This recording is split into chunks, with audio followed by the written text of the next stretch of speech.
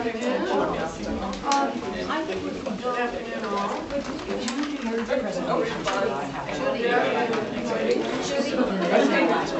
Welcome to the Tuesday Directors Forum.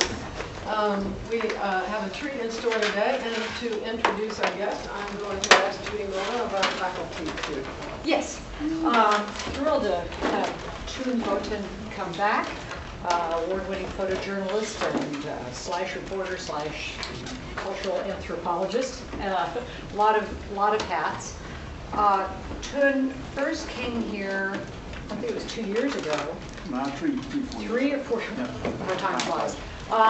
With Sebastian Younger, who is a reporter who has done a number of wonderful books, starting with the ones you would probably know, Perfect Storm, and then he just recently had a book out called War, about Afghanistan, and he and Teun, he's also did the documentary Restrepo, which some of you may have seen about the Korangal Valley fight in Afghanistan. But anyway, the two of them have covered a lot of things together. You were in Iraq, Afghanistan, Liberia, Sierra Leone, Angola, Yugoslavia, Haiti, Sudan, Colombia, recently Mexico. He's been in a few hot spots, and has some amazing stories to tell about close calls while doing their work, about negotiating their way out of difficult situations and that sort of thing.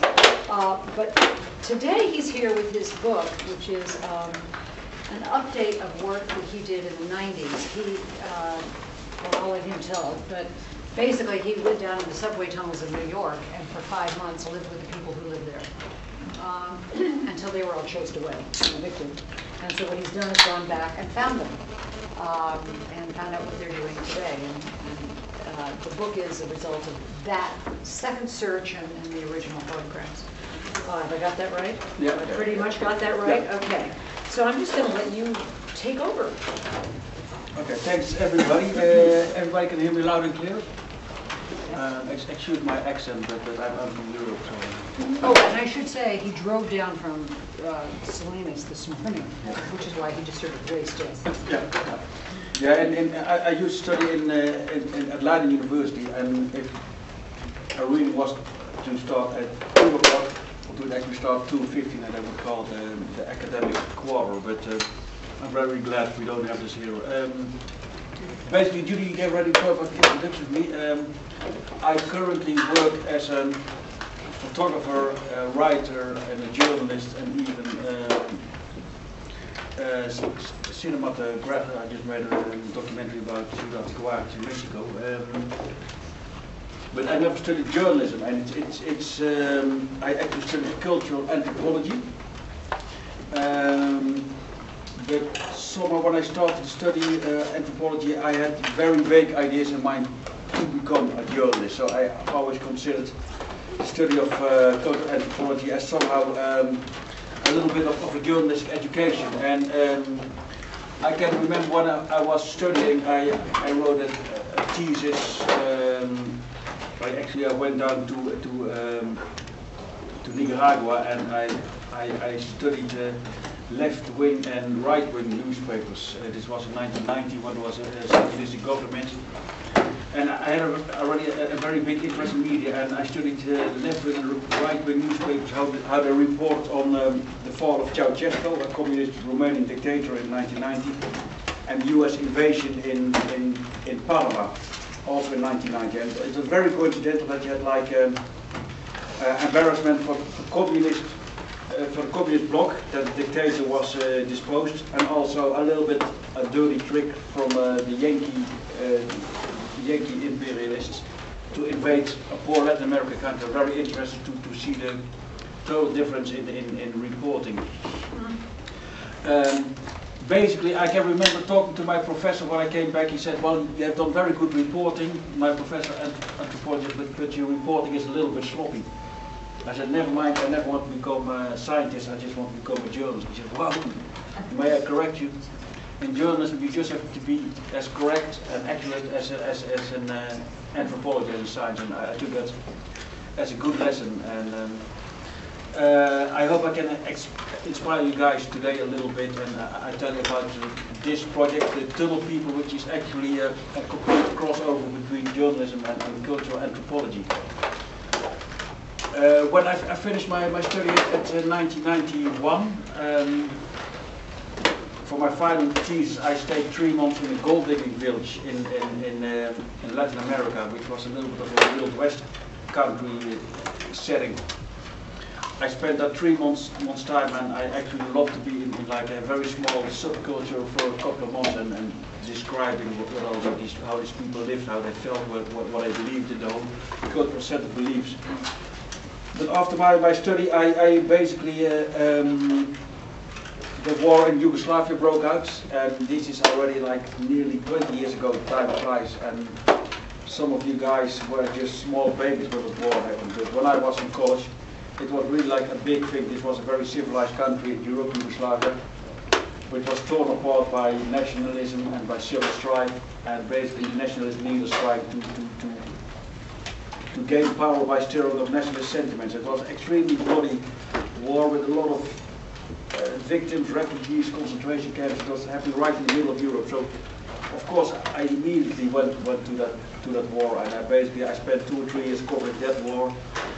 I went to Rwanda also at that time. We had in 1994 a huge genocide in which nearly 500,000 people were exterminated by another ethnic group.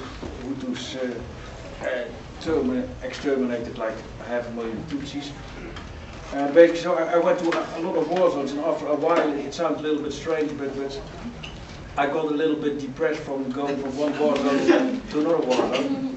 I mean, this might sound better, but then I decided, you know what, let's live in a tunnel.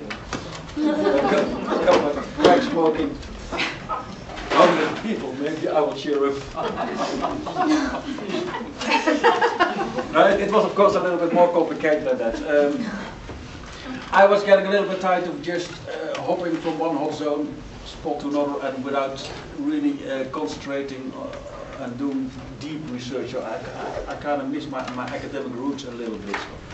And I still have it.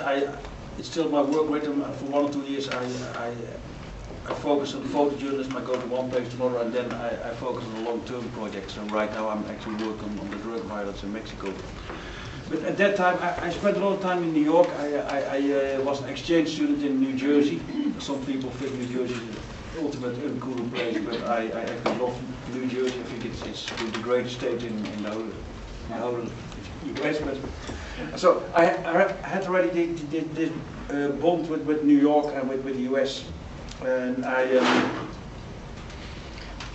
came back to New York after my studies to do a lot of reportage about racial riots. At that time you had Bensonhurst, you had Spike Lee making his movies, you had what is this guy, Reverend Al Sharpton. So it was a very interesting time. So I really got interested in, besides international wars, I got very much interested in urban problems in New York City. And then I heard about the anthropologist, ethnographer called Terry Williams, and he had done extensive research among crack houses and cocaine gangs in New York. And he had a very provocative thesis. Like most people thought that young urban kids in black inner cities were basically who were dealing crack, which is basically like criminals who should be locked up for life. His thesis was that these young black kids in very poor inner city areas were just pursuing the American dream like every other American did. Only they did it with the opportunity they had, and the only economic opportunity to advance for them was dealing crack, making money, and then invest the money in a legit business. I don't necessarily agree with him. I think, of course, yes, people used to deal crack as economic. It was a great economic incentive, but I think dealing crack and destroying your communities is not a very nice thing to do. I mean, I have some moral judgments on that too, especially among homeless people. It was pretty destructive. But nevertheless, I interviewed Terry Williams, and he had done research among homeless people living underground in New York. And people that set up a life in the tunnel systems, and I thought it was absolutely fascinating, and he actually needed a photographer. So one time he introduced me, he took me to one of the tunnels, and he took me to the biggest tunnel, which is like actually a train tunnel under Manhattan, which runs 50 blocks under the ground. It's not a subway tunnel, but a train tunnel, and the train tunnel was at some places really very wide, and people had built little shacks or were living in maintenance bunkers of maintenance work. So and they had formed small communities. And he took me down there. I remember it was a very cold November night. It was actually Halloween, and I didn't think it was a good idea to go on Halloween in a tunnel with crack addicts and all kind of crazy homeless people, because you never know what's going on. But I think he did it just to test me a little bit, to provoke me a little bit. But I had these visions of like crazy tunnel people jumping with knives, like in The Shining, but nothing happened. And he introduced me to one of the tunnel residents. A really very nice, friendly man called Bernard, and he was a very sophisticated, friendly, intelligent guy. And I basically, I made a deal with him. Terry said, "This is Terry's from he wants to make photos. Can you show him a little bit around?" And basically, we made a deal that I would once in a while visit him. But then I found out, listen, I can stop by at this tunnel and spend like 1 or 2 hours, or 3 hours with these guys, but they will never get me close to these tunnel people. And in anthropology, contrary to sociology is social science that tries to formulate big theories, that tries to quantify social phenomena that try to put things in statistics, try to describe greater trends and currents of society. And cultural anthropology focuses on very small groups, very small subcultures. Cultural anthropology used to focus on unspoiled primitive tribes in deep dark jungles, but there are not much tribes left that have never been in touch with Western culture. But cultural anthropology used to focus on very small tribes and their belief system, their religion, and they had like a very special method called participant observation. And as the name says, it's basically you go to this culture. It can be never mind if it's a current subculture in an urban environment, or like a tribe in the deepest, darkest part of the jungle. You go there, you live with them, you participate in their daily life, cooking, eating, working, whatever, partying, and at the same time you once in a while take your distance to observe. And it's very important to switch between these two roles. If you only observe, you cannot get close, and if you only participate without observing, then of course you can make observations. I mean, if you are with a primitive tribe and the whole day you're just partying with them and dancing and going to religious festivals, you don't have time to sit down, to write, to reflect what you have seen. So it's very important as anthropologists to switch between these roles, and it's actually very, anthropology came up with the definition participant observation, but it's actually like also a very common research method you use in journalism. Basically in journalism you use participant observation, you use open interviews, you use structured interviews, you use research methods, research, literature research, and basically I use all the same methods to study the tunnel people. I study literature, I talk to a lot of people about the tunnel people. I had very structured interviews with the tunnel people, like a questionnaire. I mean, I didn't have a questionnaire like this in my head, from how long have you been living here, what job did you have before this, and then of course you have a lot of open-end interviews. They are called interviews, but basically they're just conversations. So basically, to make a long story short, I told Bernard, listen Bernard, it's not working out. It doesn't make sense for me to come here once in a while and just visit you guys. Can I live down here? And Bernard first thought was a little bit strange, that the journalists actually wanted to live between the homeless. They all told, hey man, listen, I've been in war zones, I've gone to 10 times more crazy shit than you ever done, so I can handle it. And it will be good for you guys because I can help a little bit with your work. They were making money collecting cans basically. And Bernard said, yes, he said, I've been living for 5 years between homeless people and crack addicts and like, why not invite someone a little bit more normal? And of course normal, I don't want to give a value judgment, but he liked the idea of just like having a European journalist just living there. So I could live in one of the maintenance bunkers. I cleaned it up a little bit. I put on clean sheets and had like a table with a couple of candles and I put a bottle of wine. I was of legal drinking age, so I didn't do anything illegal, so don't worry. And a little radio. So I was all set, and basically what I did was most of these people had a very interesting economy. They made their money collecting cans, and on cans you have a deposit, 5 cents. And if you are a little bit intelligent and organized, you would go to big buildings where the superintendents would put the garbage out on certain designated days. And then you would have made a deal with the super to help them put out the garbage, and then you had first choice of going through all the garbage. And since you had separated garbage, it was actually not that dirty work. So you had like all the household garbage were in black bags, and the recyclable stuff like plastics and cans and bottles were in like transparent bags, so you could just open them and take out the cans with deposit value and just put them in your own bags. And basically, if you work pretty hard, a couple of hours collecting cans, and then you need a couple of hours to redeem the cans to go to an exchange center, and then you could make 50-60 bucks for like 6 hours of work, which was in '95 actually 3 times as much as the minimum wage, and you could eat the whole week for that. And since most of them used a little bit of drugs, some people a lot, sometimes not, but they even had like a couple of hits of crack. And so there was that.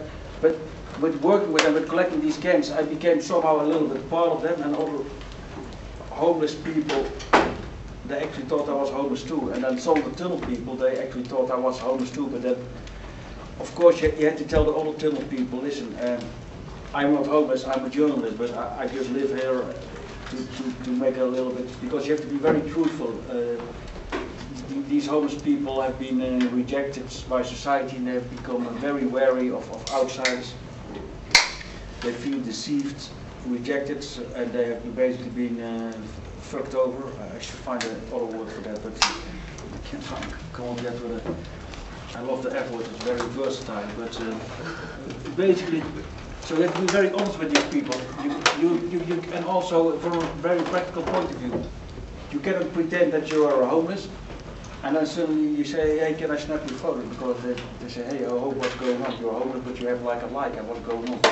Or if you ask too much questions, you cannot pretend that you're another homeless like them, and then you want to know everything from, hey, where are you coming from? They want to immediately say, hey, listen, man, this is none of your business.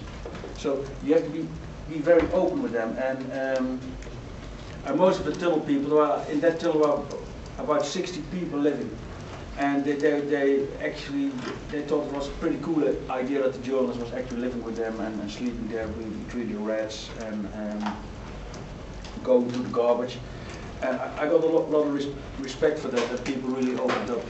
And also I could see these tunnel people like day and night, so it was really like the best way to study this group, because a lot of the tunnel people had become a little bit of a mythical phenomenon in New York. I mean, it's a great metaphor. Poor people are pushed over the edge by society and go literally, have become literally invisible. So it's a great metaphor, and a lot of journalists went down there to talk, to make a reportage, like written journalists, photographers, and film crews. And especially Bernard, because Bernard, he was very intelligent. He had worked in, he was actually one of the exceptions. He had also studied journalism. He used to work a little bit in the film business before, and then he got, it's in my book, but then he got a lot of trouble with drugs and he lost everything. But Bernard was pretty media savvy, so he knew a graffiti artist who had done giant murals in the tunnel, and these graffiti artists sometimes brought in film crews, and then Bernard would guide them around, and he had like a day rate of $100 a day, so it was really like a good business, you know. And then he would sit down at the fireplace. I'll show later on some images. He would sit down at the fireplace and just give a tunnel monologue, and he had like very great one-liners. He always said like, food is not a problem, it's pride. And I saw that quote like back in the German press in Nourriture c'est pas le problème, c'est l'odeur. I saw it back in the French press and every time when I first talked to Bernard, I was really impressed what he had to say, but then I saw him say exactly the same story to like tens of other journalists. So in a way it was very funny, but also it totally confirmed my belief that to really make an in-depth story, I had to stay down there, and actually the whole interaction between these homeless people and media was also pretty interesting, so I wrote about that too. Because a lot of the tunnel people are very jealous about Bernard, because Bernard would take them to some other tunnel people and they would get only $10 and he would get like $100 for the whole day, so they were a little bit jealous, but they didn't have much to tell, but Bernard, he was a great storyteller with a good sense of humor. Basically, during my research, I spent basically 5 months, 2 months in the winter and 3 months in the summer. And basically what I did, I spent like 2, 3, 4 days in a row, and then I went one day out of the tunnel. I had a little room in Brooklyn just to wash myself up, to develop my films, to take my notes, and also to think about new questions. And it also gave me a little bit. I mean, everybody has his own rhythm. Some anthropologists, they can stay like 3 months with a tribe in Africa, but I could not do that. I need at least once in a while a little break just to reflect upon everything and a shower. A shower, yeah. Because you really started to become really very dirty down there. It was, needless to say, you could hardly wash. They would get water so you could wash it a little bit, whatever. But it was very damp. You had a lot of rats, a lot of rotten garbage. You were there was of course metal dust from the train tracks. You know that smell of industrial train tracks is like a special smell. And then a lot of people were cooking over fire, so you really start to smell smoke. And if I was there like for 2 or 3 days, I really started to smell them and look like a homeless. And so which was good when I was down in the tunnel, but I once in a while love to clean up a little bit, because. So that was basically how I worked. And the other thing about journalism is do you have to pay your informants? And basically in decent journalism, actually you should never pay your informants, but you have like a little bit of a problem because you take something from them, so it's nice to give something back. And what I did, yeah, once in a while I gave them a little bit of money, but I gave them like a pack of cigarettes here and there. I did food shopping, a 6-pack of beer, and food for the cats, and I helped them with collecting cats. So I donated my labor, and You said cats? Yeah, some of C-A-T-S, cats. Cats, yeah, they had a lot of cats because they are. Well, rat catchers. Yeah, to catch the rats, but basically you had 2 kind of people. People that really used the cats to catch rats, and they never fed them, so they were hungry and sharp. But other people, they just loved the cats, so they gave the cats all kind of food. So a lot of cats were just like very fat and lazy. And they had always fights about it. So then you have these tunnel people making, oh, you should not feed the cat because you should, oh, he's a poor cat, he needs a little bit. And they would really find chickens at outside the restaurants, and they would really give the cat like chickens and everything. So whatever. But So I made photos of them, even from the cats. From one lady had like 20 cats. I made photos from all the cats, and I made. So basically, I did something back, and of course, I can be pretty funny. I don't like to say myself, but I mean, these guys had a good time with me too. So basically, I did something back to them, and at the end, it was really very wonderful. We could do that. Besides me, there were like 2 other journalists working in the tunnel. A filmmaker, Mark Singer, and maybe you've heard of that movie, a black and white documentary, Dark Days. And Mark Singer, he stayed there for a very long time. And there was also like a woman, photographer, Margaret Morton, university professor at the Cooper School of Design, the Cooper School of Art, and she made a little bit like a conceptual photo project, but she had worked for like 3 or 4 years in the tunnel, so she knew everybody very well. And what happened in the end was the tunnel people were evicted by Amtrak.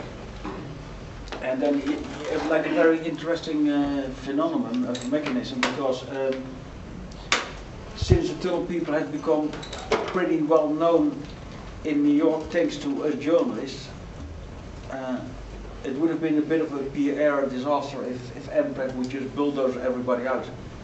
Because they had become pretty well famous, and Bernard said, listen, if they want to bulldoze out, I have the business card from CNN, CBS, ABC, Wall Street Journal. I give them all a call, and we have like 5 crews. In 10 minutes it's going to be a big riot. So that's basically the power of journalism too, so that was very interesting. But so Amtrak decided to do it in a more humane way. I'm not saying that we're only concerned about the PR. Of course, they have some humane considerations as well. But they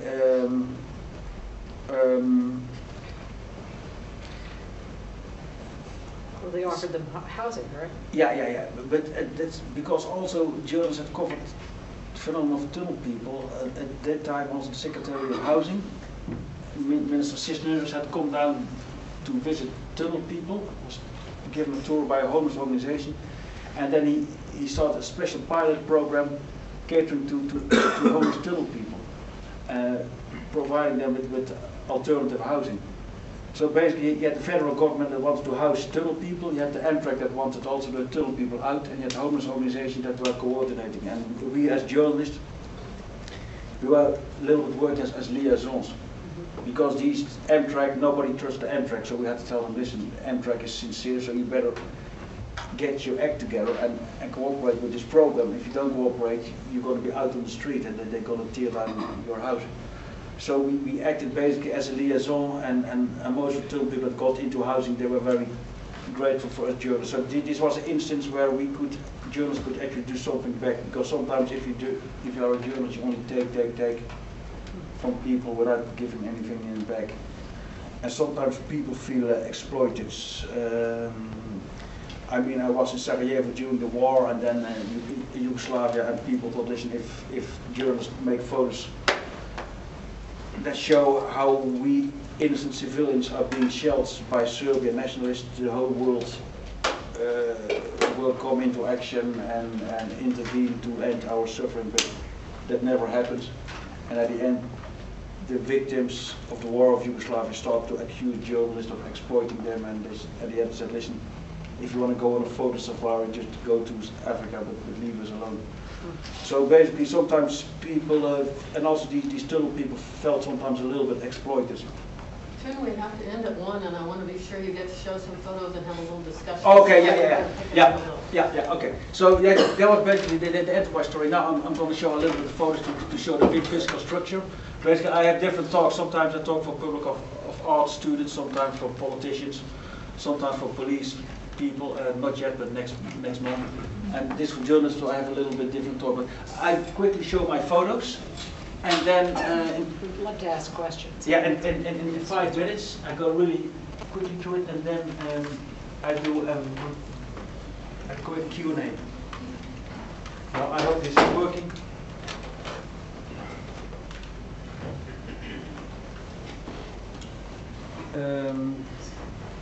Oh, hold on. Help is coming.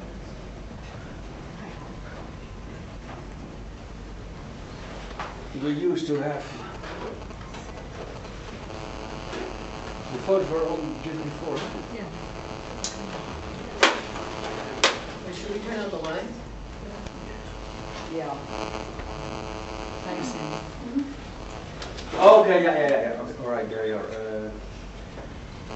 All right. So basically,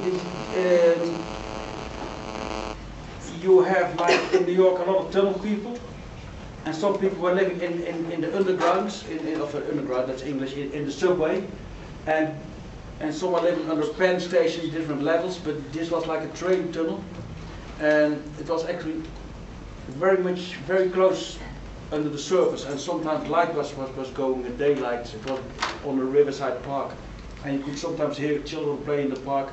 So you never had the feeling that you were totally in pitch darkness, that you were totally isolated. It was actually, and these tunnel people, they call themselves like actually the Fifth Avenue of the tunnel people, because it was actually pretty good living for homeless. So this is a Cuban man poncho heating, burning some garbage in an oil drum, and train comes by, so you can see how close these trains are, and about one train an hour, not like in the subway where you have a train every minute. Can everybody still hear me? Yes. Yeah, Yes. okay. So this was a graffiti piece by one of a graffiti artist that was living in Manhattan, Chris Pape, and a lot of graffiti artists, they came in the tunnel because they had like huge spaces, and as you can see the first picture had really strange light coming sometimes. So this looks like a museum wall with very nice light from above, and this is a self-portrait of him. It looks a little like a phallic object, but it's a spray can, aerosol spray can. And these guys, Bernard and Tony, just go with empty bags of empty cans outside to redeem them. So this is Bernard, and again one of the graffiti artists, Chris Pape, had made a really huge mural, a reproduction of Goya. And Bernard loved this place. He called it my living room and my kitchen. He said, listen, I have a living room of 30 blocks long, and not much New Yorkers can say that. And then he has his own kitchen. It's a bit of a mess, but I mean most single guys, they have a little bit of messy kitchen. And he has had like a little grill, and there was always a fire burning, and he put like coffee on it. It was really nice, and he cooked in it. And he had basically, like in a way, perfected tunnel life. And of course, as you can imagine, foreign film crews love to film this. This is the Annenberg had changed the lock, so he just saw to the chain and put on a new lock. This is like emergency exit, so that's the way we came in and we left the tunnel. So this is getting water. He was living in a small group with two other people, and they used basically 50 gallons of water a week, which is like a lot of jerry cans, like basically 6-7 jerry cans, and it was a lot of work to get them. But you had to wheel to emergency exit, and then you had to carry them like 6-7 blocks, so it was a lot of work. And in the winter you even had to go like 10 blocks to get the water. So this is Bernard leaving at 5:30 in the morning to collect cans. He was very disciplined. He never missed one morning, and the supers, they really liked him because he was making their life easy too. Because so these homeless people were really they were living in a tunnel, but they still had a lot of relationships with the normal or with the non-homeless world. They called it the world up top. They had a special name for it. So here they are again sorting out some bags or cans. This was Bob. I lived in his bunker because Bob, he was a bit of a speed freak, but every once in a while he went to a rehab clinic. Basically in his life he had gone 50 years to rehab, 50 times to rehab clinics, and he stayed like 2 months in a rehab clinic, and then he went back to drugs. But actually, otherwise a very sweet man. So this is like, here you can again see that the tunnel was actually sometimes nearly came above ground. This is a suicide. A man, not a tunnel people, went into the tunnel and killed himself. And that was also one of the reasons why the Amtrak wanted the tunnel people out, because there were little accidents, emergency exits were blocked, little fires. It was basically too much hassle.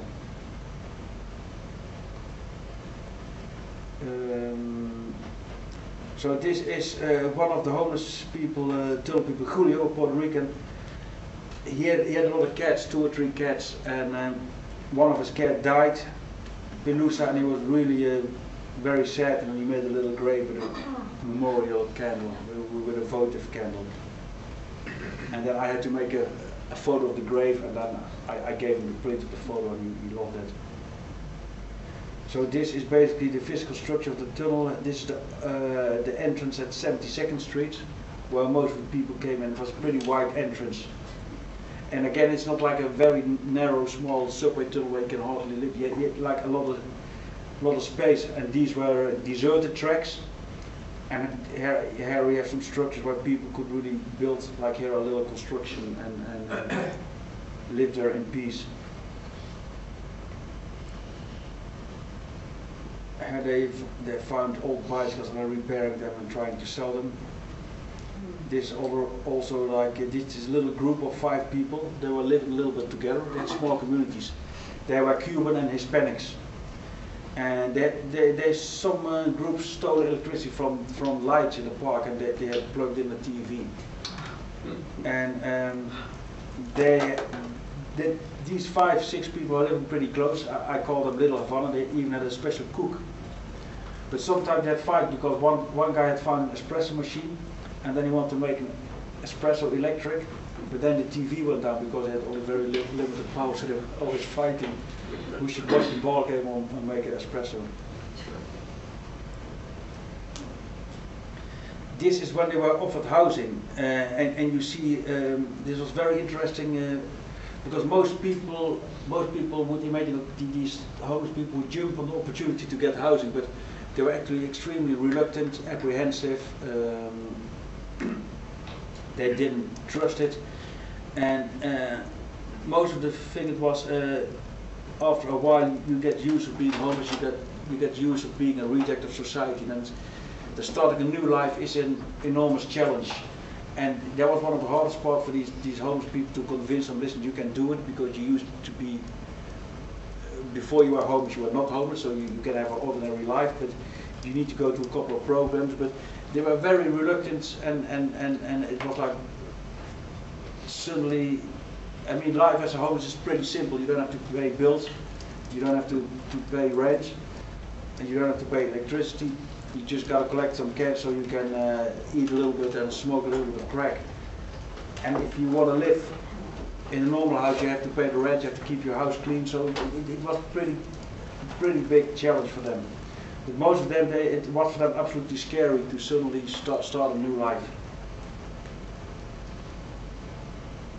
And you got 5 people. It's very telling that the people like this guy with the white t-shirt and this guy with a hat, they're sitting back really relaxed, and they got housing, and the other guy that looked really like a little bit apprehensive and really tense, they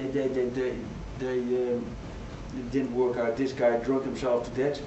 This guy didn't have the correct papers. He lost his green card. And this guy, he had everything together, but then he just didn't show up to get a key, and he went back to crack. It was a really very sad case.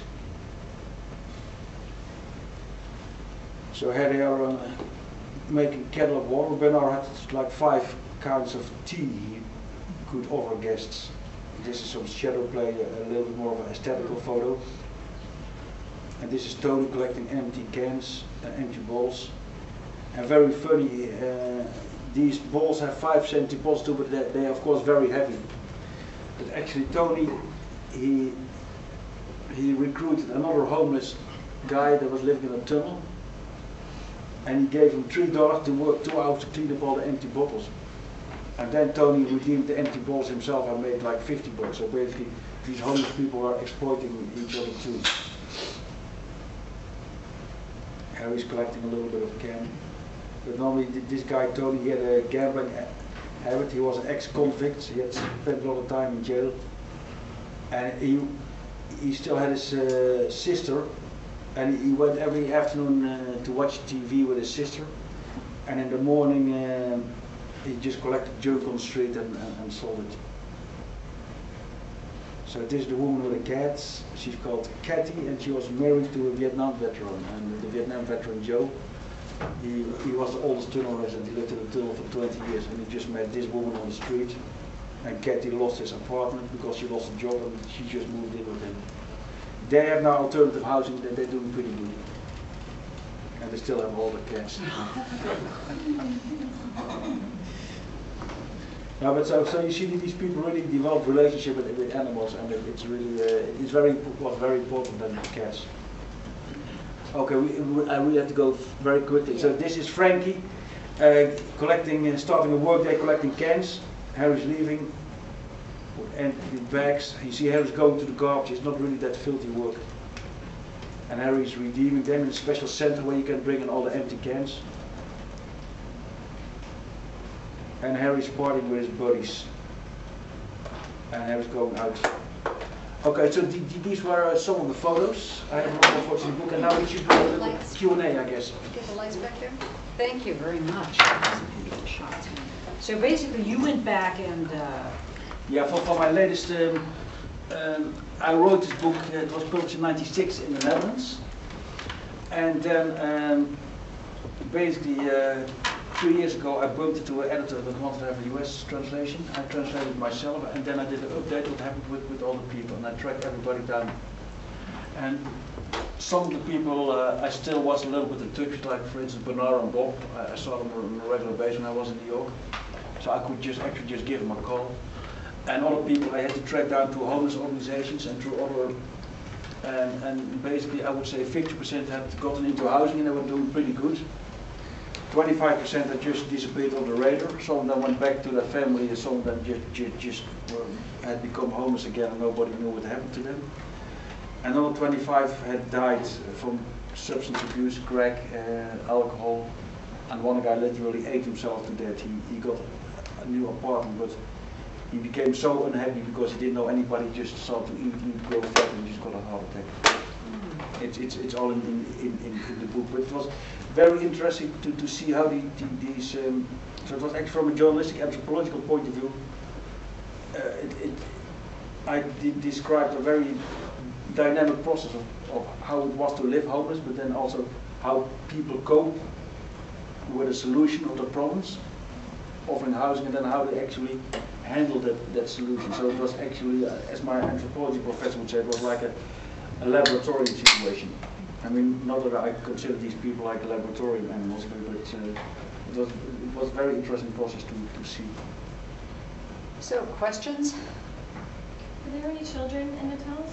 Well, the photo, these two guys, one guy had invited his girlfriend because the girlfriend had a problem with her mother, and she took her baby, but the tunnel people realized themselves, and listen, it's not a good idea if we have babies down here because it's not healthy, and also other tunnel people will listen, get the baby out, because if child protection or police, then everybody, if they find out, everybody gets kicked out. So basically the mother and the kid went back to the family, but they had like for 1 week a little baby in the tunnel. Anything else? Yes. Is there a structure to their society, or is it mostly just individuals? Well, they basically, both of them are very individuals. It's not that they are like one group of tunnel people with one leader, but they live together in a small group, like for instance the Cubans and the Latinos, they live together in a small group, and they took care of each other. One guy was in charge of cooking. And I was staying in Bernard's camp, and there were like 2 or 3 people too, and they took care of each other a little bit. And the 2 young white guys who were partying, they were living above the bunker of Joe and Cathy, the Vietnam veteran, and the lady with the cat. So they were like a little bit of like a little family too. But most people knew each other, but it was like a very loose community. But there were a couple of rules. For instance, if you would steal from other tunnel people, you would be excommunicated. And excommunicated, there would not be a meeting and a council, but they would just kick the shit out of you and burn down your place. So they were very simple, strict with that. And most people realize that. So they respect each other's property and Yeah.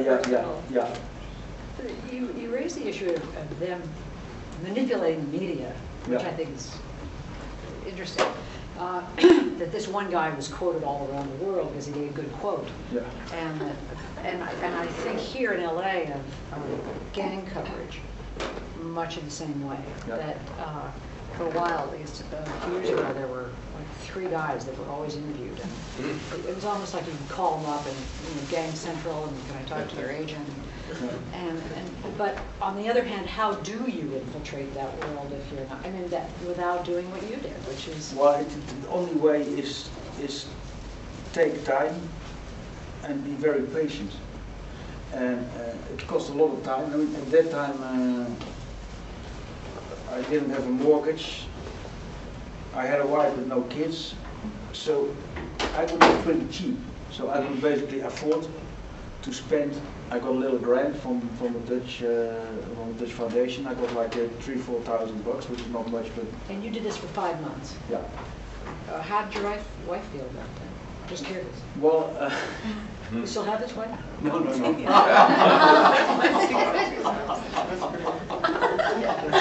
Now we're in. Had to do with other things, because when I gave the book came out, they gave all the readings and at the university. Oh, it's the readings that got you. Okay. No. She was perfectly okay with that because she was already used to that rhythm as when I was studying anthropology. And if I was like 2.5 months, it was for her okay. And then at one time in the summer, she actually came to stay 1 week, and we went to return together. And we went to all together to the zoo. So. But basically, if you're young, you have less obligation, financial and personal, so you can basically afford. I have right now a kid, 5 years old, and I cannot afford not to see him like 2 or 3 months. I just wonder what it's like, in this story and in others you've done where you inhabit this world literally, for months at a time or even weeks at a time. What's it like to leave? Emotionally, like what do you go through? And then what you create relationships that are beyond, simple journalistic relationships, right? Yeah, what's it like to leave? It's always sad, but I learned it from anthropologists. I stayed 3 months in a gold digging village, and you start up relationships, and then you suddenly know, now my time is over. Now I have to go, and I can write with these people, but chances are pretty slim that I will keep friendship bonds with them because I'm in Europe and they are Latin America. With the Teun people, with some of them I stayed in touch with the guys that I really liked. But basically, if you are a journalist, you cannot. At that time I had a lot of friends in Sarajevo, and these friends have watered down a little bit. It's a little bit like that. It's like how life is. You have very good high school buddies, but when you go to college, you still see 5 of them, but then when you move on, then you maybe see 1 or 2. So that's how it works with your journalistic subjects as well. Larry? For both journalists and anthropologists, I think, or scientists, it's a problem of forming relationships because temptation is to intervene. To what extent were you tempted to intervene and help people? I know that there was at the end there was a great journalists help people to get into the housing, but before that, were you tempted to try to keep people from destroying themselves on drugs, or were there times when you really wanted to prevent something seriously from happening? Of course you tell people they should not drink, but it's very... That always works. Oh, yeah. Basically, you cannot intervene in their lives. They have their own life, and like this guy Julio. Basically, everybody told him that he should stop drinking. So if I tell him whatever, But if I would go out with him, collect cans, and he was totally drunk, I said, listen, I'm sorry, I'm not going out with you. And he was basically a way imposing my stance on him. But you always, even in physics, if you observe a phenomenon, you influence you just have to be aware of it. I did not want to change people, only if people said, listen, I'm sick of the tunnel, I want to get out. Then I said, listen, if you want to go out, maybe you should do this, maybe you should that. But I did not tell them to listen, you should go out, because these people, and also they were offered alternative housing, but also like, they're pretty big, they're grown-up people. And only if I notice, listen, he's not happy, then I would make some suggestions how we could change the situation. Stacey? How much mental illness did you? Well, it's very hard because you had people that were like totally cuckoo and guys that were like a little bit offbeat. And like was for instance one guy, he had studied journalism and as well as anthropology. He was like a hippie, but he had really gone through a severe drug addiction.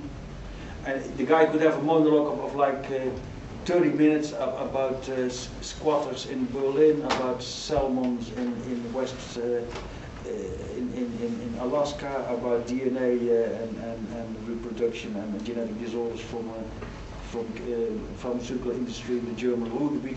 He could just go on, and then he was quoting. He was talking about the movie from Tarkovsky. He was quoting like Noam Chomsky.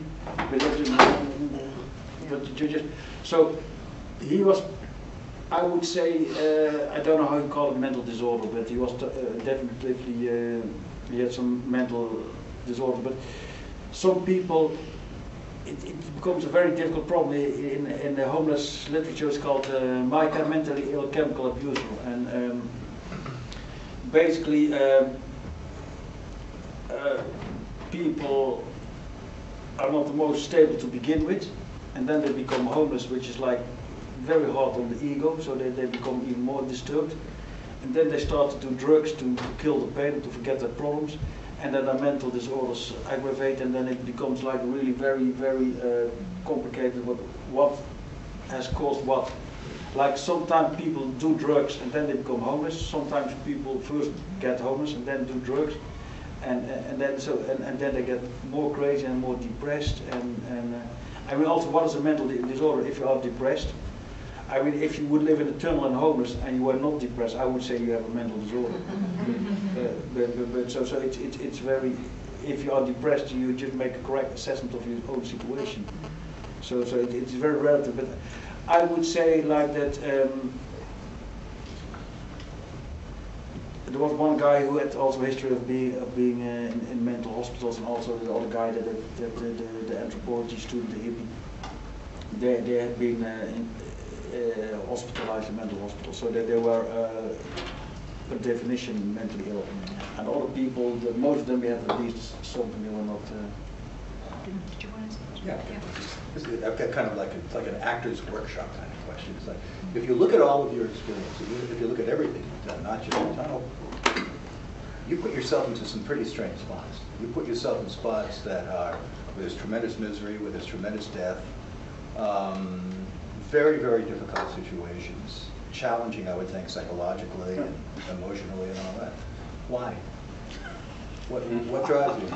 Well, I just have a healthy interest in human life and in culture, and I'm just curious. And human life never ceases to amaze me, and I used to study philosophy, and I like reading books about philosophy. I also like to see life. I like to see life on the edges. Beverly Hills has life. You don't choose places like that.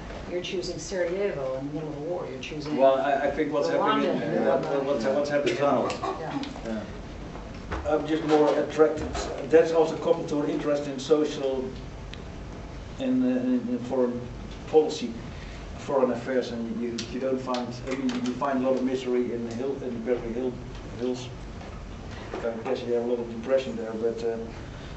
There are no foreign affairs there. I mean, there are affairs there. Of a different sort. Because a good note to end on. We've got books to be signed outside, so anybody who wants to buy Tunnel People can find Teun outside, and join me in thanking.